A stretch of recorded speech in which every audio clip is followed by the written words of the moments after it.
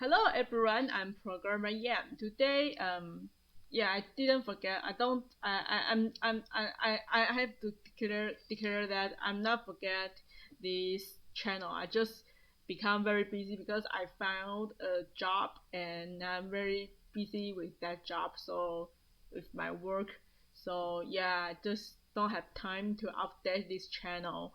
So yeah, today I'm going to tell you what is the loop in C programming.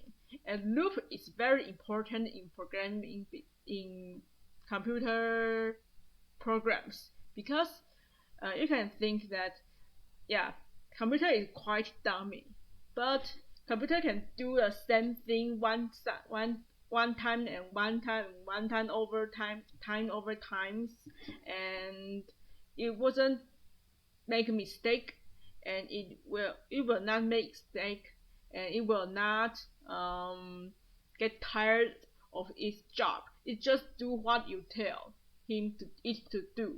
So yeah, the computer can do a loop. So for for re, for solving some tedious problem um like decoding, encoding like this. So yeah, so today I'm telling the first kind of loop. It's called for loop, and somebody will say there is three kinds of loops in C languages, but I would say it's just two kinds because the second kind and the third kind are quite similar. So I will define it with I will say that in C language there are only two kinds of loops, and the first kind is the for loop, and the second kind is the while loop. And oh my god, what is this? What is this? And the two kinds of loops can exchange, exchange because they are they are quite they are quite yeah, they have the same concept behind that, but they have the different syntax. I just have to say that. So let's take a look about the for loop. So you have the for loop, you have the for keyword, and you have a parenthesis, and then you have an initializing part, and a condition part, and an increment part, and all separated by the semicolons. And then you have a curly bracket, and you will do this block until the condition is not fulfilled. So yeah, you will have the increment part. So your condition will change again and again and again, and then until the condition is not fulfilled, the block will do one times and times and times. So okay, so and each part of the for loop can be seen as a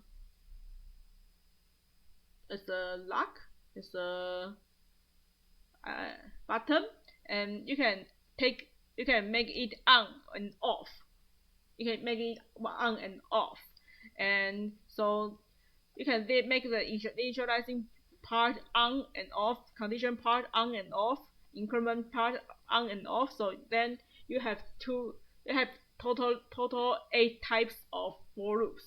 So yeah, we can just see example below the syntax block. Okay, so I have declared counters called CNT, and then you can input a value of the counter. So then I have the value of the counter like for example 10, and I initialize the counter, no, not the counter, initialize the variable I as 0, and then the I should be less than counter, and then I will increment once for one loop. So then I will print out the value of I again and again until I becomes 10. So then the last part is the just for formatting. So we can see the example of this. We can see the output of this example.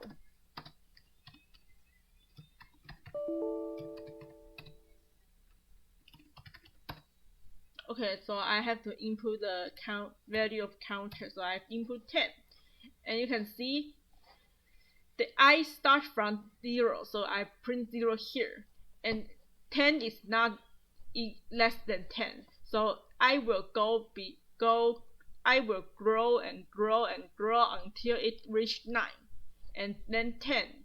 And when 10 is not less than 10, it breaks this loop. So it is out of this loop, and it will execute this line and then end your program.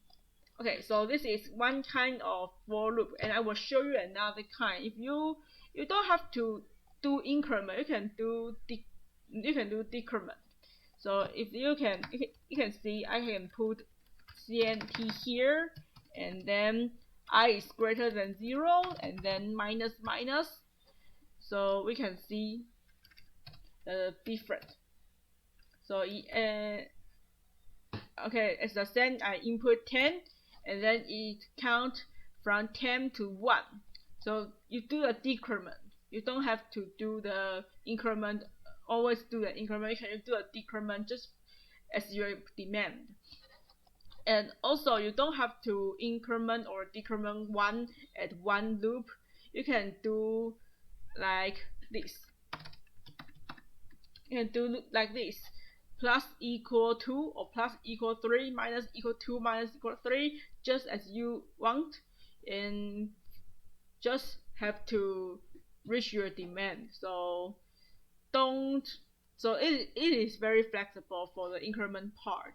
So so that's for all of today's lesson, and I will show you a little a, a tiny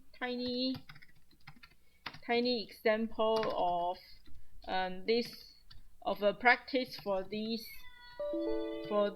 for loop. And yeah, so you have to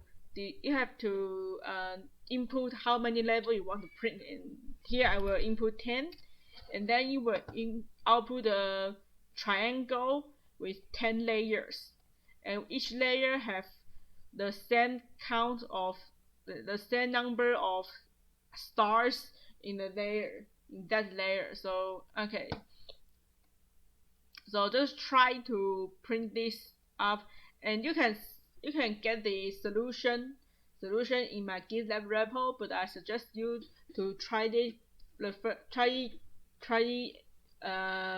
by yourself for the first time, and then compare your code with mine. So that's all for today. So if you like my video, you can push the like button, and if you want to ask me something, or you think I'm saying something wrong, or I'm just saying something unclear, you can comment below my comment comment you can leave your comment on my video. I will definitely reply you. And if you want to receive these kinds of C language lessons for quite a long time, you can subscribe my channel. And yeah, that's all for today. So let's say goodbye. Bye.